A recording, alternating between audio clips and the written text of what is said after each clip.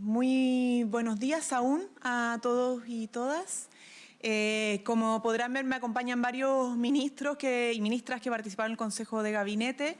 Quiero hacer una breve introducción de los temas abordados y algunos temas contingentes. Luego voy a darle la palabra a 3 ministros para que se refieran a estos asuntos brevemente y luego los otros ministros a disposición también de responder a sus preguntas que básicamente en general están relacionadas a temas que son de contingencia y muy importantes que se han desarrollado durante la semana.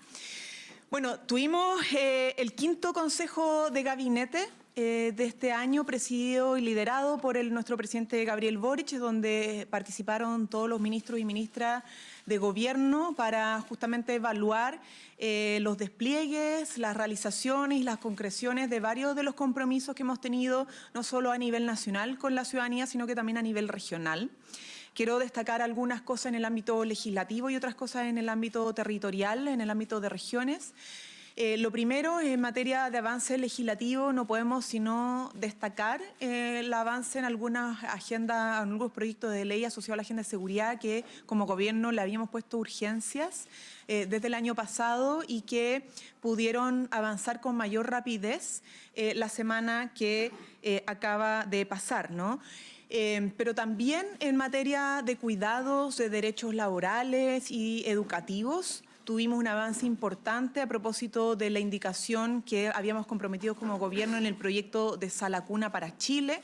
Ustedes saben que hace mucho tiempo está pendiente que nuestro país tenga una legislación que garantice a todo hombre y mujer trabajadora contar con el derecho a Sala Cuna, pero que este derecho no sea solamente para garantizar cuidados o una guardería de los niños y niñas, sino que también un adecuado proceso educativo.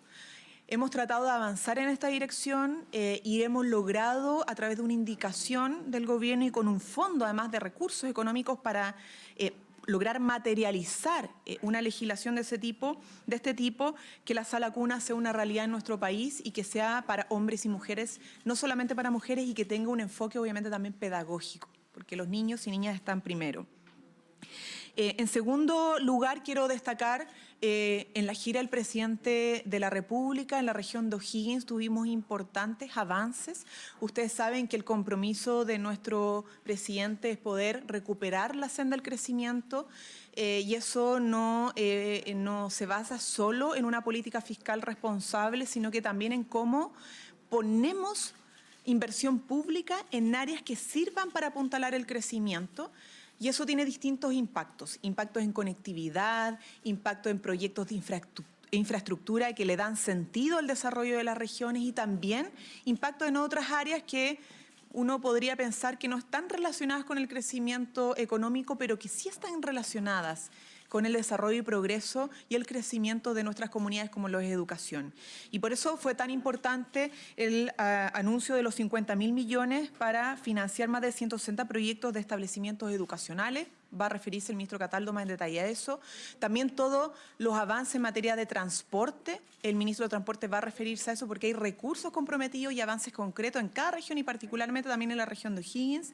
Y también la ministra de Obras Públicas con esta cartera de más de 17.600 millones de dólares en el quinquenio para los proyectos para licitación y concesión de distintas obras y particularmente en el periodo de gobierno, porque los quinquenios trascienden los periodos de gobierno. En este caso, para lo que queda del periodo de gobierno se va a poder referir la ministra cuánto ha invertido y en qué proyectos. Lo último que quisiera señalar es que el presidente ha mandatado a reforzar esta tarea de estar presente en regiones, de concretar. Ustedes saben, para el aniversario número 2 de nuestro gobierno, el presidente señaló muy claramente en un Consejo de Gabinete a todos los ministros y ministras que ya no es momento de simplemente hacer anuncios, sino que sobre todo de ir concretando nuestros compromisos que están en nuestro programa de gobierno, pero que también están en torno a las distintas urgencias y emergencias que el país viene señalando para que el gobierno pueda atenderlas. En ese sentido, tenemos varias tareas. Se viene la próxima cuenta pública y vamos a estar trabajando intensamente para que en nuestro país la ciudadanía pueda conocer cuánto en estos 2 años hemos podido ir concretando en distintas áreas, no solamente en seguridad y crecimiento económico, sino que en las múltiples áreas de interés de nuestros compatriotas, como también todo lo que queda por delante para poder seguir avanzando. Ministro de Obras Públicas, luego Ministro de Educación y Ministro de Transporte. Muchas gracias. Efectivamente, pusimos en conocimiento del Consejo de Gabinete lo que fue el lanzamiento del programa de concesiones de los próximos años, que realizamos el día miércoles pasado en frente de las actuales sociedades concesionarias y conjunto de empresas que están interesadas. Como decía la ministra, tenemos un plan quinquenal. La ley nos obliga a presentar un plan quinquenal en el Congreso, así que este documento se va al Congreso próximamente para poder presentarlo en las comisiones de obras públicas, tanto del Senado como en la Cámara de Diputados, y poder además darle un contexto de a qué estamos hablando con el plan que tenemos de concesiones para los años 24 y 25, en realidad hasta el término del gobierno. Hoy día el programa de concesiones tiene un volumen total de 28.000 millones de dólares. A eso se agregan 6.000 millones de dólares que están en proceso ya de licitación, se agregan otros 6.000 millones de dólares que están en proceso de construcción. Hoy día estamos construyendo obras que fueron licitadas hace algunos años y tenemos para los años 24, 25 una nómina de 24 proyectos, ese es el compromiso que estamos haciendo, 24 proyectos por alrededor de 12.600 millones de dólares. Cosas relevantes que mencionar, 2 recintos penitenciarios, un par de tramos de la Ruta 5, algunos son primera licitación y otros son segunda concesión, los 2 accesos a Valdivia, acceso norte y acceso sur a Valdivia, el teleférico que unirá Alto Hospicio con Iquique, la red aeroportuaria del sur, esto significa relicitar el aeropuerto de Puerto Montt, el Tepual, y ingresar al sistema de concesiones para su fortalecimiento los aeropuertos de Osorno, Castro y Valdivia, Cañal Bajo, Mocopulli y Pichoy respectivamente, y tenemos 2 corredores para buses eléctricos en Concepción. Estamos haciendo una apuesta importante de inversión en Concepción porque ahí hay una situación vial que lo amerita. En este caso, 2 corredores eléctricos para buses eléctricos en Concepción, en la ruta 150 y en la 160 que está al sur del Biobío. Y algo de lo que hemos hablado y que el presidente se ha referido ya en varias oportunidades, la planta desaladora para la región de Coquimbo también va a ser licitada en el año 2024, el presente año. Posteriormente hay otros 14 proyectos para ser licitados en el año 2025. Les vamos a distribuir la minuta para que puedan tomar conocimiento de ellos y decirles que estas son cifras históricas, el compromiso que estamos haciendo, y esperamos cumplir con el compromiso para que sean cifras históricas de verdad en términos de las licitaciones que vamos a llevar a cabo, y así lo ha reconocido también la Asociación de Sociedades Concesionarias que trabajan con nosotros, todas del sector privado, por cierto. Ministra. Muchas gracias, ministra. Bueno, gracias. Efectivamente, como señalaba la ministra Vallejo, esta semana logramos el anuncio de una nueva convocatoria de infraestructura. Esta convocatoria va dirigida precisamente a más de 160 proyectos que quedaron sin financiamiento, pero que están en un estado de avance importante para llegar e implementar, y esperamos que esto nos permita completar la estrategia que durante el año 2023 utilizamos, en la que ya financiamos más de 100.000 millones de pesos con una cantidad importante de proyectos. Ahora son 163 proyectos exactamente que van a entrar en el flujo de esta convocatoria de infraestructura. Pero no solamente eso, sino que además en las últimas semanas también dimos cuenta de una gran noticia. Esta noticia es muy significativa por lo que representa también desde el punto de vista simbólico, ¿no? Que es el lograr acelerar la inversión para materializar en los próximos 2 años, es decir, antes del término del periodo de gobierno actual, el proyecto de ley, o sea, no el proyecto de ley, la inversión de infraestructura de la escuela de Juan Fernández. Esta es una prioridad que el presidente Gabriel Boric nos solicitó. En este esfuerzo hemos logrado dar cuenta de una nueva metodología de inversión que nos va a permitir llegar más temprano con la obra terminada y además nos va a permitir reducir de manera muy significativa los costos de la inversión, dado que además es en una zona insular. Además hemos contado con el respaldo de la Armada, hemos hecho la conversación también con el Ministerio de Defensa para lograr articular ese esfuerzo tan importante a más de 14 años de haber tenido la pérdida material de esa escuela y aún a esta altura no haberla logrado materializar. Entonces es una muy buena noticia que fuimos precisamente a la misma isla a entregar como novedad. Y esto empalma directamente con algo que prontamente vamos también a dar a conocer, que son los contenidos de nuestra Política Nacional de Infraestructura para el sector educacional, una política que está en una fase de cierre de diseño. De hecho, ya algunos elementos están señalados y mencionados en la Ley de Nueva Educación Pública que estamos tramitando en el Senado hace algunas semanas. Y además esta semana hemos logrado también dar cuenta de otros temas que son muy significativos. El día lunes lanzamos la Política Nacional de Convivencia Escolar. Esta es una actualización de la política que viene a adecuar un tema tan sensible, ¿no?, como son las orientaciones de la convivencia escolar, cosa que no se hacía desde el año 2019, prepandemia, es decir, todos los efectos postpandémicos no están considerados en esa política. Hoy esto ha sido actualizado. Además, hemos superado la lógica de la convivencia mirada desde la lógica escolar, sino que además la hemos considerado desde la perspectiva de la trayectoria educativa completa, haciéndonos cargo con ello, además de otros elementos adicionales, como por ejemplo el proyecto de ley que vamos a presentar en las próximas semanas sobre convivencia precisamente, para enfrentar, entre otros, los desafíos que tienen relación con las dificultades en materia de violencia en la escuela, también de convivencia escolar, maltrato. Hemos visto tasas importantes de denuncia, justamente también hemos estado trabajando con el Ministerio del Interior en lograr abordar mecanismos distintos, nuevos, en el trabajo de seguridad en los entornos y dentro de las comunidades educativas. Es por ello, por ejemplo, que hace un par de días atrás se presentó una indicación concordada precisamente con los parlamentarios en el proyecto de ley de seguridad municipal para que en los STOP y también en la coordinación de los consejos comunales de seguridad el sector de educación esté representado. Esto es una innovación importante. Hasta ahora educación no era parte de esos espacios de coordinación tan relevantes donde están presentes las policías, las autoridades locales y todo el intersector que trabaja coordinadamente en materia de prevención del delito y obviamente los temas de seguridad. Así que estamos muy contentos de comenzar a trabajar también en la lógica de insertar al sector educacional, no solamente desde la lógica preventiva educativa, que por cierto la estamos fortaleciendo con la Política Nacional de Convivencia, sino también de participar de los otros espacios que tienen relación ya con empezar a trabajar en la coordinación directa para la prevención en los entornos también de las escuelas, porque queremos y estamos trabajando para que la escuela sea un espacio seguro.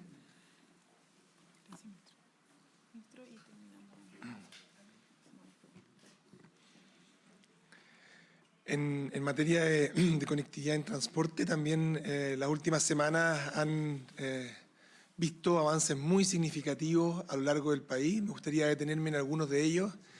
En el caso de la ciudad de Punta Arenas, por ejemplo, anunciamos el pronto inicio estamos trabajando en la instalación del sistema de recaudo electrónico para que las personas puedan acceder a los buses sin tener que pagar en efectivo, como ya lo hacen todos los habitantes de Chillán. Es una manera que permite, ¿verdad?, agilidad y al mismo tiempo conveniencia en el acceso al transporte público. En la Araucanía, esta semana se inauguró una parada del tren que va desde Temuco, pasando por Padre Las Casas, hacia Freire y Petrufquén. Tiene ya una parada en Quepe. Esta es una parada que estaba comprometida y que nos da mucha satisfacción poder entregarla en una comunidad en la región de Araucanía. Y aquí destacar no solamente lo que significa en términos de acceso y movilidad para los habitantes de Quepe, que van a poder llegar en 20 o 22 minutos a Temuco y Petrufquén, sino que también el desarrollo local que significa para la propia comunidad. Acá el foco no está solamente puesto en el sistema de transporte, sino que también cómo el sistema de transporte puede contribuir a un mejor desarrollo, a un desarrollo más sustentable y un desarrollo también más equitativo. Este foco puesto en regiones también, si miro Rancagua, esta semana estuvimos anunciando que vamos a tener los primeros 10 buses eléctricos en Rancagua, buses que son sinónimo de modernidad, la visión que estamos empujando en materia de electromovilidad, buses que son además mucho menos ruidosos. Hoy día estuvimos con la ministra de Medio Ambiente, el ministro de Vivienda, mostrando que, por ejemplo, en el eje Alameda, la incorporación de los buses eléctricos ha significado un 44% menos de ruido, lo que es muy notorio y muy notable para toda la gente que vive y que trabaja en los entornos de estos ejes donde hoy circula transporte eléctrico, en particular los buses. El cambio es muy notorio. También contarles que ya en Santiago estamos con el comienzo de la tuneladora en el tramo que va para la línea 7, que va entre Renca y Quinta Normal, una tecnología que es inédita en nuestro país y que va a permitir poder construir ese tramo de la línea 7 en forma mucho más expedita, más rápida. Estamos muy contentos con esto que esto significa como símbolo también para la modernidad de metro. Y finalmente también destacar en materia de transporte de carga en la ciudad de Antofagasta, en que ha habido una inauguración de todo un sector logístico en el sector de Portezuelo que permite que el concentrado de zinc que llega desde Bolivia como parte de nuestro tratado de paz y amistad pueda realizarse en forma mucho más segura, mucho más conveniente y al mismo tiempo aumentar la capacidad que tenemos de transferencia para esta exportación importante de nuestros hermanos bolivianos. Gracias, ministro. Ahora pasamos a las preguntas. Buenas tardes, ministros, ministras. Soy Natalia Riquelme de Mediabanco. Ministra Vallejo, quería consultarle a raíz de los últimos comentarios respecto de su rol como ministra de Enlace en la región de Valparaíso tras los incendios. De hecho, la alcaldesa Ripamonti dijo que las viviendas de emergencia que había entregado el gobierno no cumplieron con los estándares técnicos porque se llovieron e incluso algunos diputados de oposición no descartaron una acusación constitucional. Entonces, yo quería preguntarle si nos pudiese detallar cuál fue su trabajo como ministra de Enlace en la región y si usted tenía antecedentes o los tuvo respecto de si estas casas podían o no lloverse, las viviendas de emergencia. Bueno, gracias por la pregunta. Como ustedes saben, el presidente Gabriel Boric ha determinado tareas de ministros de enlace para distintas emergencias asociadas a inundaciones o incendios. No es primera vez que el presidente de la República designa a un ministro de Estado como rol de enlace. ¿Qué hacen los ministros de enlace? Hacen un apoyo a la coordinación política frente a las emergencias, entendiendo que hay otras responsabilidades legales e institucionales en materia de institucionalidad para el control y la gestión de los riesgos y desastres y la posterior recuperación y rehabilitación de las comunidades.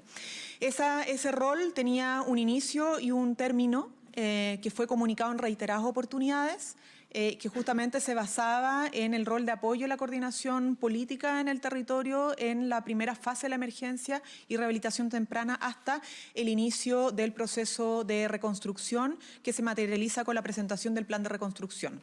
Por eso es la duración de estos casi 2 meses de enlace más que en los otros casos y hubo... Por lo tanto, no solamente un despliegue de acompañamiento en la coordinación de la agenda de gobierno del territorio, sino que también en la gestión, en el avanzar las primeras respuestas en materia de emergencia, tanto remoción de escombros como las primeras instalaciones de la vivienda de emergencia. Pero efectivamente, frente a la salida de este rol, quienes quedan ya en el territorio son las instituciones a cargo tanto de la emergencia como de la reconstrucción. En el caso de la vivienda de emergencia, que corresponde a la fase de rehabilitación temprana, hay una institucionalidad a cargo, que es el Senapred, dependiente de la Subsecretaría del Interior, y que se coordina con las empresas privadas, que son las que construyen e instalan las viviendas de emergencia. Todas las autoridades saben muy bien que quienes construyen e instalan las viviendas de emergencia son los proveedores privados. El gobierno es el mandante y cada vez que se recepcionan denuncias, y eso ha sido en instancias de cobre y de coordinación informadas, los municipios reportan u otros reportan las fallas directamente a Senapred y Senapred exige a las empresas poder resolver las fallas.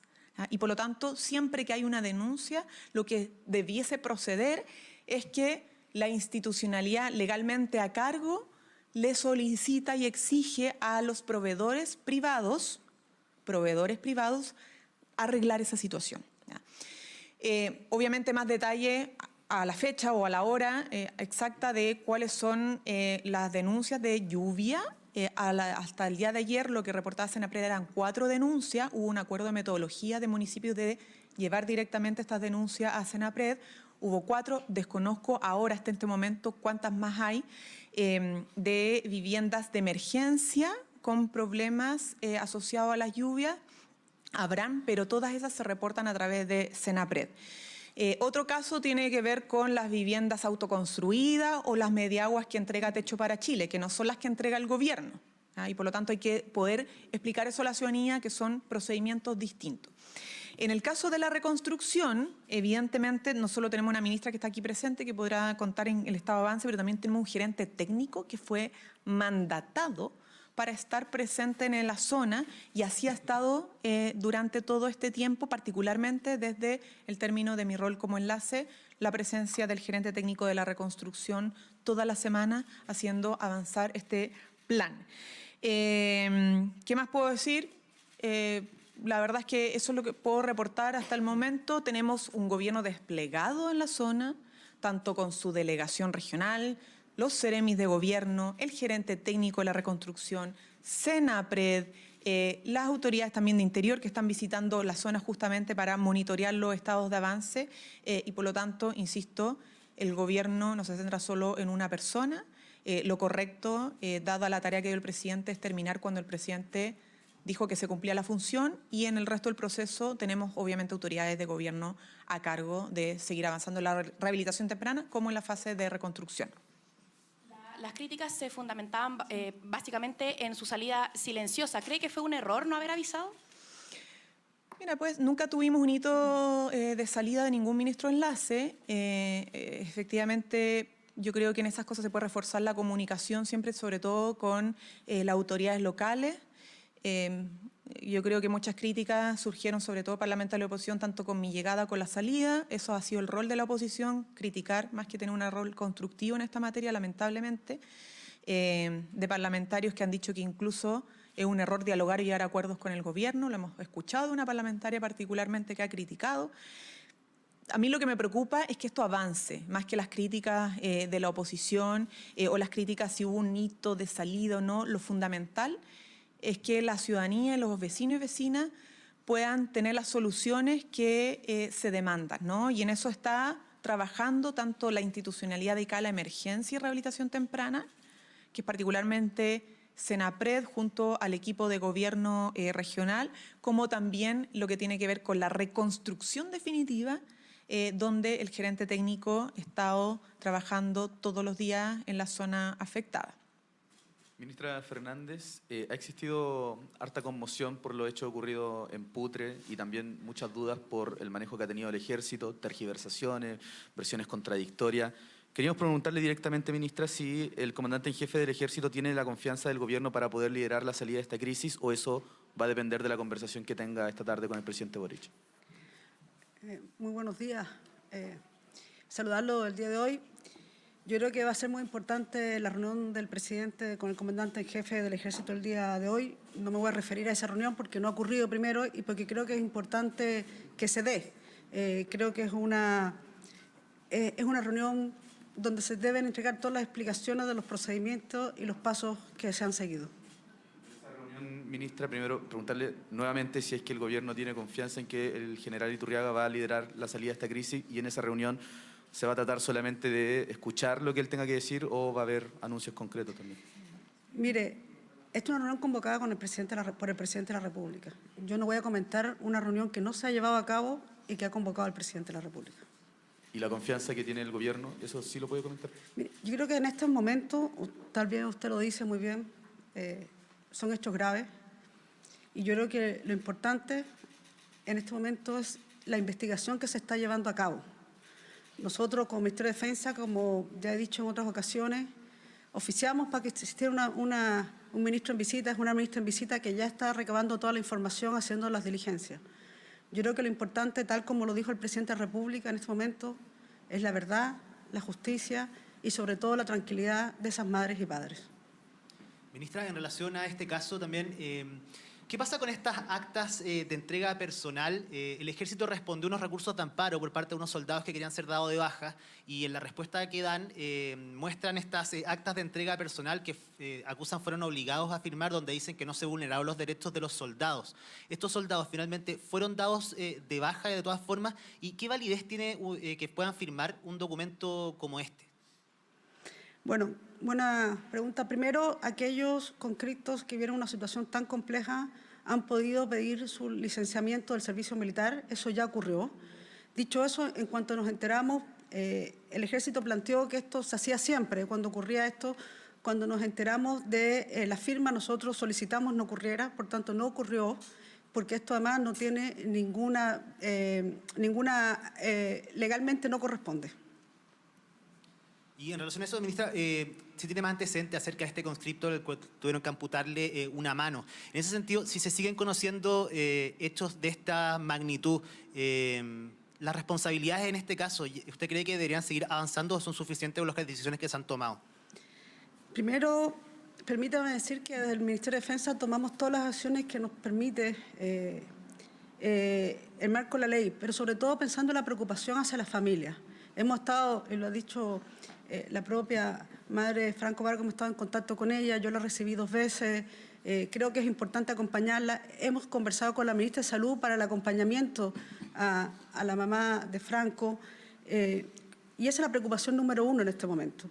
Dicho eso, nosotros, como ya lo he dicho anteriormente, hemos oficiado al Consejo de Defensa del Estado, oficiamos solicitando a la Corte Suprema un ministro en visita que ya fue designado, que está llevando las diligencias. Son diligencias que toman, obviamente, tiempo porque tienen que levantar toda la información. Creo que ha sido importante todo lo que han planteado los conscriptos, van a ser parte, obviamente, del proceso investigativo, porque lo que más han clamado las madres, los padres, es que quieren saber qué pasó. Y, por tanto, creo que lo que se está llevando adelante por esta ministra en visita va a ser muy relevante y la Fiscalía. Dicho eso, respecto al segundo tema que usted planteó, esto tiene un lado humano y un lado legal. El lado humano es que yo hace poco estuve conversando con los padres del conscripto y si hay algo que me pidieron fue que ojalá nadie hablara de la situación de su hijo. Y yo le di la palabra, a lo menos como ministra de Defensa. Pero en segundo lugar, legalmente no nos corresponde. Son solo los madres y padres los que se pueden referir al estado de salud de sus hijos. ¿Cómo está, ministra, ministros? Ministra Vallejo, le quería consultar acerca de las palabras que dio el presidente al inicio del Consejo de Gabinete. Él planteó que se viene la tercera cuenta pública y la última en la que se pueden poner metas dentro de este gobierno. El próximo año claramente va a estar marcado por la elección presidencial y eso va a impactar más aún el clima para sacar adelante acuerdos. ¿Se juega en el legado del gobierno en este periodo legislativo puntual del año 2024? Y quería preguntarle también si es la reforma de pensiones la principal prioridad pensando en esta cuenta. Sentí que venía un estornudo. Obviamente es la tercera cuenta pública, no la última, pero una de las cuentas públicas, como dijo el presidente, más relevante desde el punto de vista ya de la realización de todos los compromisos frente a nuestro programa de gobierno y también frente a las distintas urgencias ciudadanas que ha traído el desarrollo de la historia reciente de nuestro país. Y por lo tanto, parte del liderazgo del presidente no solo tiene que ver con tener la mayor cantidad de convocatorias periódicas a sus consejos de gabinete para conversar con los ministros, sino que es dar orientación y metas. Y en ese ámbito tenemos varias que son en lo que es el plano legislativo, donde lo fundamental está en resolver y destrabar acuerdos con la oposición, lo cual no es fácil, estando en minoría parlamentaria, para aumentar las pensiones actualmente a los jubilados y jubiladas, para sacar adelante los alrededor de 14 proyectos de ley del pacto fiscal que implican crecimiento económico, desarrollo de empresas, redistribución de la riqueza, probidad, modernización del Estado, obligaciones de los contribuyentes, etcétera. Inteligencia de los permisos sectoriales para justamente dar más certeza al ámbito de la inversión y obviamente también los proyectos sectoriales, hablamos de educación, del mejoramiento del proceso de implementación de la nueva educación pública u otro. Y por otro lado, todo lo que tiene que ver con los gabinetes pro crecimiento a nivel de regiones, la agenda de seguridad operativa a nivel de regiones, son temas que implican seguir siempre reforzando el ámbito de la gestión del gobierno en el territorio y con perspectiva descentralizadora. Así que tenemos harto, no solo para mostrar que es posible avanzar en nuestro país a pesar de las dificultades que hemos tenido en estos 2 años de gobierno. Yo creo que podemos volver a insistir en que estamos mejor de cómo recibimos la situación del país, no solo en materia económica, sino que en materia de educación, por ejemplo. Y además tenemos todavía un camino por andar este año y lo que viene para resolver la realización de temas pendientes para nuestros compatriotas. No nos olvidamos del malestar subyacente que estuvo en grandes manifestaciones de nuestro país, que hablaba de pensiones, que hablaba de vivienda, que hablaba de mayor seguridad, de que podamos construir cada vez más una sociedad que, como lo decía el presidente en nuestro Consejo de Gabinete, no te abandone cuando te estás teniendo que enfrentar coyunturas que son inevitables en la vida, como la vejez, ¿no? O como la enfermedad. Y por eso es tan importante seguir sacando, empujando y seguir sacando adelante temas que son prioritarios para la ciudadanía. Hoy día tenemos una reunión, además, el presidente lidera una reunión con las presidencias de ambas cámaras del Congreso Nacional. Hemos no solo hablado en nuestro país del fast track legislativo en seguridad, sino que necesitamos un fast track legislativo en materia económica y por eso esperamos justamente que esta reunión sea un paso hacia adelante en torno a las prioridades que el presidente estableció en su propio Consejo de Gabinete, que es sacar adelante los compromisos y hacer que el sistema político resuelva mediante acuerdos las urgencias que son ciudadanas, tanto en seguridad pública como en seguridad económica y seguridad social. Ministra, buenas tardes. Usted ya lo ha adelantado, esta reunión entre el presidente, el Senado, la Cámara también, y la presidenta de la Cámara adelantó que van a solicitar ampliar este fast track legislativo a otras materias que incluyen urgencias en seguridad económica y social también. ¿Podríamos finalizar el día con un fast track más amplio en pos de llegar a otros acuerdos dentro del Parlamento? Y sobre el tema de pensiones que también se refería, el presidente dijo que espera llegar a un acuerdo en mayo, pero el senador Moreira dijo que no lo ve posible antes de julio. ¿Cómo buscan cumplir con ese plazo autoimpuesto? A ver, primero aclarar, respecto a la última pregunta, una cosa. El presidente lo que ha solicitado no es despachar en mayo, es que esto se destrabe en mayo.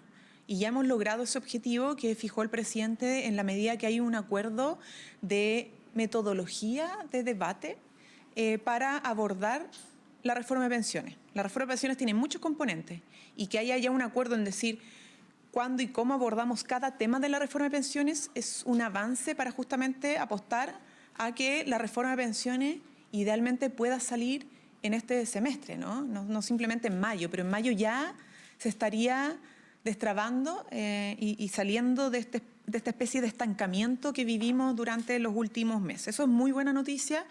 No es todo lo que queremos que se materialice un acuerdo de fondo y en eso hemos insistido a la oposición que no solamente nos presente negativas, sino que nos presente propuestas. Lo que hemos escuchado en la gran mayoría de los casos, sobre todo de Chile Vamos, porque en el caso de otros sectores de la oposición han habido alguna propuesta, es no a que el 6% vaya a seguridad social, pero también no a que el 3% de ese 6% vaya a seguridad social. Y luego de eso no tenemos grandes alternativas, ¿no? Entonces necesitamos que la oposición asuma un rol más constructivo en este ámbito, que no sea solo, insisto, negativa, rechazo o retrotraernos a situaciones pasadas, sino que a hacer propuestas que nos permitan avanzar hacia adelante. Y las propuestas que uno esperaría en el ámbito de la política no son solo titulares, porque los titulares son fáciles y pueden salir 20, 30 al día de titulares de propuestas creativas. Lo que necesitamos son propuestas aterrizadas, propuestas que puedan ser viables, discutidas seriamente y responsablemente, con el objetivo de ¿qué? De que las pensiones no solamente mejoren para los futuros pensionados, sino que para los actuales. Y eso no es una fórmula fácil, no es una fórmula que se resuelva con un titular, requiere un estudio, requiere elaboración, y necesitamos más de eso, ¿no? Porque si no vamos a tener solo una oposición que está simbolizada con este dicho de que se dijo al principio del gobierno que hay que atrofiar al gobierno en vez de ayudarlo a resolver los problemas de las personas. Nosotros esperamos que la oposición vaya saliendo cada vez más de esa postura inicial y avance a tener una posición más constructiva, porque en la política las evaluaciones negativas también tocan a la oposición. Y nos tocan a todos, ¿saben por qué? Porque la ciudadanía espera más que peleas y obstrucciones o posiciones reaccionarias, espera posiciones constructivas. Y la constructividad se da no con el rechazo, sino que se da con las propuestas. Así que esperamos obviamente avanzar no solo en metodologías de conversación, sino que en resultados.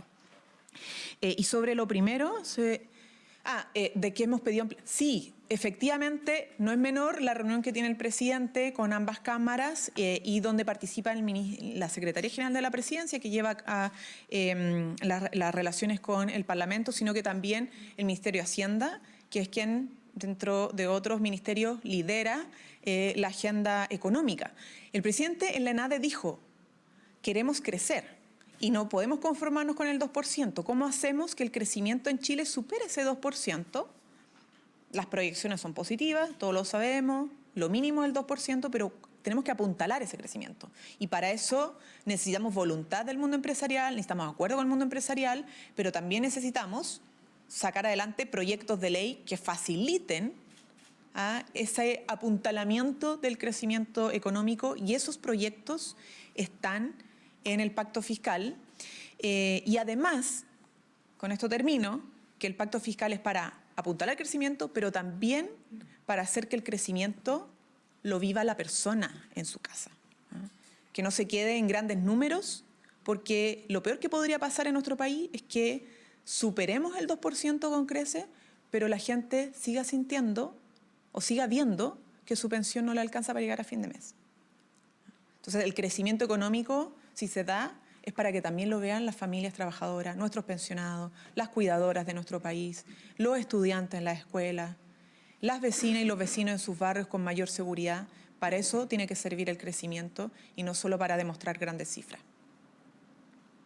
Hola, yo tengo una pregunta para la ministra Aguilera respecto a la ley corta de ISAPRES. ¿Cómo se va a abordar esta suerte de rebelión que hay en los parlamentarios del oficialismo que advierten con rechazar, y eventualmente eso también pone en riesgo la posibilidad de que exista esta ley? ¿Cómo se va a enfrentar esa postura de parlamentarios del oficialismo? ¿Cómo responde el gobierno también a esta idea de que esto sería un salvataje a la industria?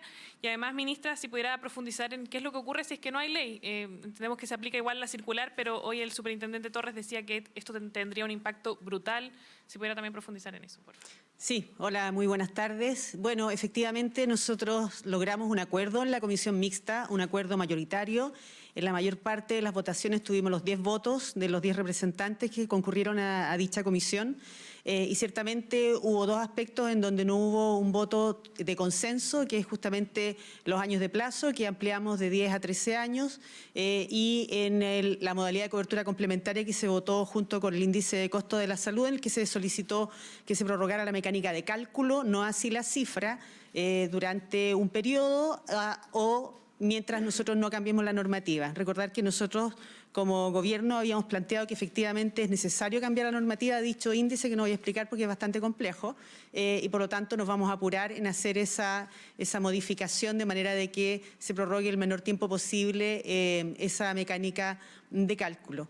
Decir que efectivamente en esa votación, al decir yo que ha sido mayoritaria, nosotros esperamos efectivamente que haya una acogida por parte de las mismas bancadas. Por cierto que vamos a seguir trabajando en explicar las implicancias de esta ley corta. Recordar que hasta el día de hoy siguen incurriendo en cobros en exceso a las ISAPRES porque no se ha implementado la ley corta, y que eso es una parte fundamental de la implementación de dicha ley. Es decir, una vez que la Superintendencia de Salud emita su circular, se suspenden en ese momento los cobros en exceso, que eso es bastante relevante. Yo sé que ha sido muy atractivo para la prensa todo el tema de la deuda. Recordar de que en el acuerdo se va a pagar lo adeudado, todo lo adeudado, excepto lo que ya se haya devuelto vía excedente, y que se han dado facilidades modalidades nuevas para ese pago en el sentido de permitir que las ISAPRES puedan pagar en efectivo. Entonces hay elementos bien relevantes en el proyecto de ley que yo creo que son importantes de destacar, el que aquí se va a pagar lo que se cobró en exceso, que se le va a pagar a todas las personas, que si bien se amplió el plazo para las personas mayores de 80 años, ese plazo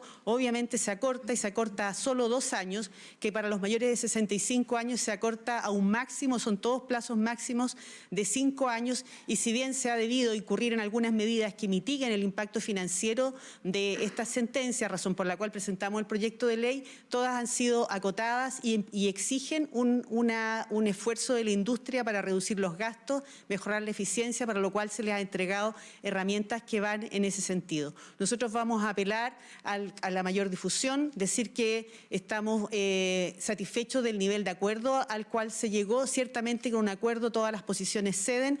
Eso va en relación a lo que mencionaba recién la ministra Vallejo. Lo que se quiere es seguir avanzando. Nosotros sabemos, como lo dijo muy bien el superintendente, si la sentencia se implementa sin ley, implica que el solo hecho de que el pasivo, es decir, la deuda, figure en los indicadores, lleva a indicadores que reflejan insolvencia y a la posibilidad de intervenir todas las ISAPRES que en el fondo estaban funcionando con tablas antiguas de factores que son prácticamente todas. Solo una no estaba en esa situación, que tenían tablas antiguas además de las tablas nuevas, y enfatizar de que aquí el efecto más relevante es justamente el suspender los cobros en exceso, que las personas han estado esperando desde que se fijó la sentencia, que se suspendan esos cobros en exceso, y eso fue hace 1 año y medio atrás. Por lo tanto, nosotros tenemos el imperativo de dar cumplimiento y que la justicia efectivamente se cumpla, que es lo que nos ha empujado a que se cumpla, pero que se cumpla de una forma que mantenga una viabilidad del sistema, evitar efectos sistémicos hacia todo el sistema de salud, el impacto que puede tener en los prestadores, la consecuente insolvencia de las ISAPRES y, por supuesto, el riesgo entonces que queda para toda la población en relación al acceso a la atención de salud si tenemos prestadores que entran en riesgo. Yo creo que eso ha sido bien claro, lo hemos trabajado a través de este año y medio. Es cierto que es una ley compleja, que tiene distintos elementos que es necesario rescatar, y entre ellos yo quiero destacar uno muy particularmente, que es que con este proyecto de ley se autoriza al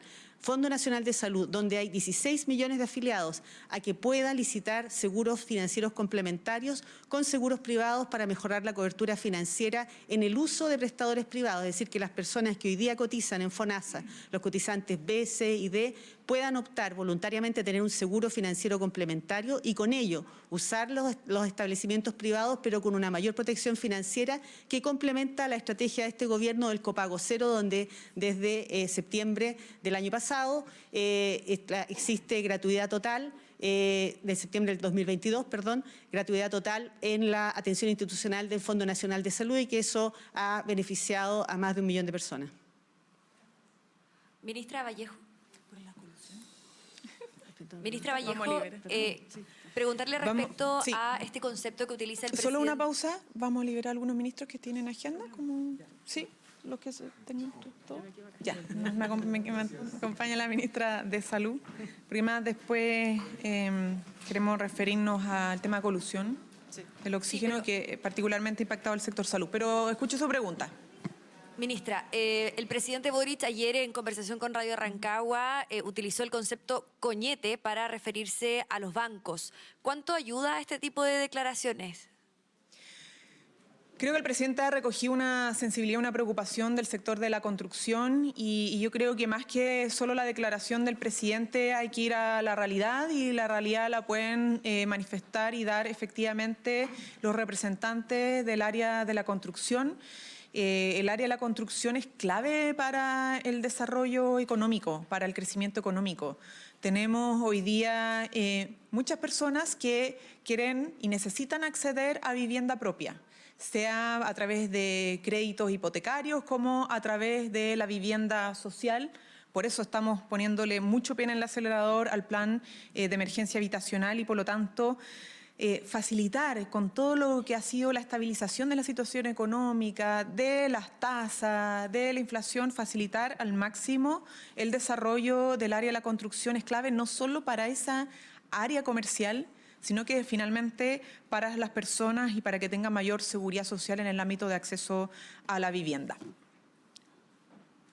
Siguiente pregunta. Bueno, no sé, ¿colusión?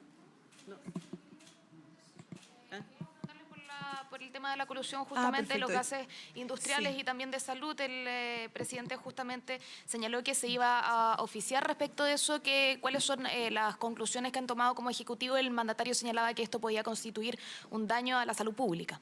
Ciertamente, yo misma he dicho que esta es una situación incalificable.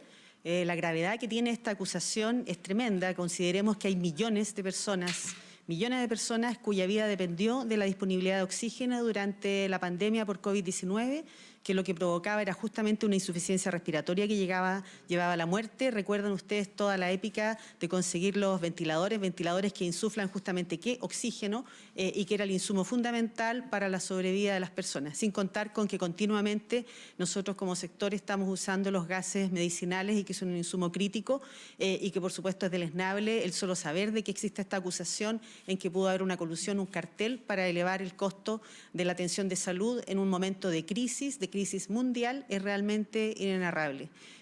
Recordar que nuestros países vecinos, por ejemplo, como en el caso del Perú, tuvieron una alta mortalidad, nosotros también tuvimos mortalidad, pero ellos tuvieron una muy alta mortalidad, y entre las razones que fundamentan esa mortalidad justamente fue la escasa disponibilidad de oxígeno, que incluso desde el gobierno de Chile se les apoyó en parte en ello, y que pensar de que toda esa situación en la que se estaba jugando la vida de las personas, en que nosotros tuvimos que transformar camas, usar los pabellones quirúrgicos para entregar justamente atención intensiva, donde el oxígeno era lo fundamental, realmente es impresentable el que exista esta posibilidad de que se hayan coludido para elevar los precios. Nosotros, como mencionó el presidente, que por supuesto que está indignado con esta situación, presentamos ya un oficio al Consejo de Defensa del Estado para que efectivamente evalúe toda la situación, y se investigue si se puede considerar un crimen para la salud pública. Gracias. Muchas gracias. Gobierno de Chile. Chile avanza contigo.